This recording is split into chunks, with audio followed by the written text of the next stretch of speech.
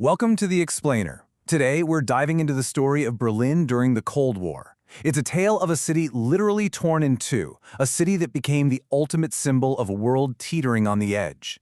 From a desperate airlift to a concrete wall, this is Berlin's story, right on the front line of the Cold War. Okay, so here's how we're going to tackle this. We'll go through the whole crisis, step by step, from the blockade right up to the amazing moment the wall came down. And stick with me, because at the end, I'm going to show you exactly how to turn this incredible story into a top-notch exam answer. So this slide right here, this is our roadmap. These 4 dates are absolutely crucial. They're not just random points in time. They are the major turning points that show how Berlin was stuck right in the middle of Cold War tensions for more than 40 years. Right, let's jump into our first section and see how this whole thing kicked off.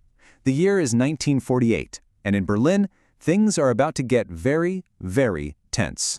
So what does Stalin do? He makes a huge move.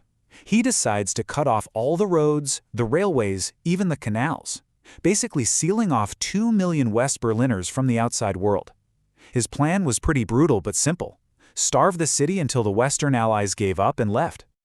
But the West, they weren't having it. They responded with something incredible, the Berlin airlift. For 11 months, planes were flying in constantly, delivering on average 4,600 tons of food and supplies every single day. It was a massive operation, and honestly, a huge embarrassment for the Soviets.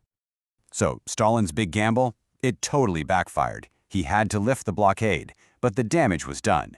This crisis led directly to Germany being officially split into 2 separate countries. You had the Federal Republic of Germany in the west and the Soviet-controlled German Democratic Republic in the east. The Iron Curtain was no longer just an idea, it was a reality. Okay, so Germany is now split in two, but the Berlin problem? It's not going away. I mean, you still got this western city deep inside Soviet territory, and over the next decade, things are going to get a whole lot worse. Just look at that number, 2.7 million people. That's how many East Germans fled to the west through Berlin. Many of them were doctors, teachers, engineers, a massive brain drain that made the communist government look terrible. So the new Soviet leader, Khrushchev, issues an ultimatum: get out of Berlin or else. This ultimatum kicks off a series of super high-stakes meetings, but they just can't seem to agree.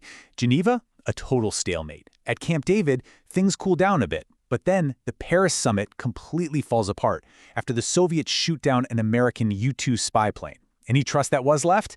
Yeah, it was gone.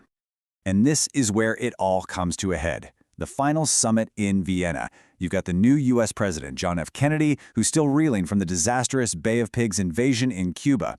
Khrushchev sees this, and he thinks he can bully the young president. He renews the ultimatum, the talks collapse, and now they're on a direct collision course. So that failure in Vienna, well, it led directly to one of the most shocking moments of the entire Cold War. Khrushchev figured if he couldn't push the West out of Berlin, he'd just wall them in. And this date is one you've got to remember. August 13th, 1961. In the middle of the night, Berliners woke up to find East German soldiers rolling out miles and miles of barbed wire. That fence very quickly became a concrete wall.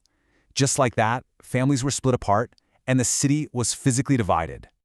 And if you thought that was bad, things got even scarier a couple of months later. After a standoff over a diplomat, American and Soviet tanks faced off muzzle to muzzle at Checkpoint Charlie.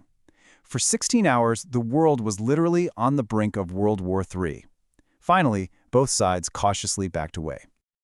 So how did the West respond to all this? Well, in 1963, President Kennedy flew to Berlin. He stood in front of a huge crowd right by the wall and delivered one of the most famous speeches ever, declaring, "Ich bin ein Berliner." I am a Berliner. It was a crystal clear message. We stand with you and we are not backing down. So for nearly 3 decades, that wall just stood there. It was a grim symbol of communist oppression. But it was also a symbol of failure. A failure that would eventually set the stage for the incredible end of the Cold War. Fast forward to 1987. Another U.S. president, Ronald Reagan, is standing at the Brandenburg Gate, right in front of the wall, and he issues a direct challenge to the new Soviet leader, saying, "Mr. Gorbachev, tear down this wall." Those words echoed all around the world. And that new Soviet leader was Mikhail Gorbachev. He knew things had to change, so he introduced these radical new policies, glasnost, which means openness, and perestroika, which means restructuring. The thing is, he was trying to save communism, but instead, he accidentally unleashed this massive wave of protests for freedom all across Eastern Europe.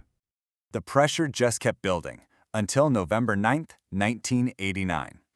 In a bizarre and confused press conference, an East German official mistakenly announced that the border was open immediately. Well, the news spread like wildfire. Thousands of people flocked to the checkpoints. The guards had no idea what to do, so they just opened the gates.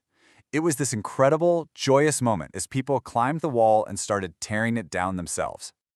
Now, that's the story. But what's really cool is how this whole thing, the causes, the events, the consequences, gives you the perfect template for how to write a fantastic narrative account in an exam. So listen up, because this is the secret sauce. To get top marks, you need these 5 things. First, tell the story in the right order. Second, use linking words to show how one thing caused another. Third, you gotta have your facts straight. Names, dates, numbers. Fourth, explain the impact, the consequences of what happened. And finally, make sure you're actually answering the question. See what we did there? Throughout this whole explainer, we used phrases like "this led directly to" connect the dots. We were really precise with names like Khrushchev and Kennedy, dates like August 13th, 1961, and stats like 2.7 million refugees. It's that combination of a clear story with solid evidence that makes all the difference. So, the Berlin Wall, it's gone. You can see pieces of it in museums around the world, but its story is a powerful reminder. And it kind of makes you think, doesn't it? What invisible walls, walls of fear or hate or inequality, still divide us today?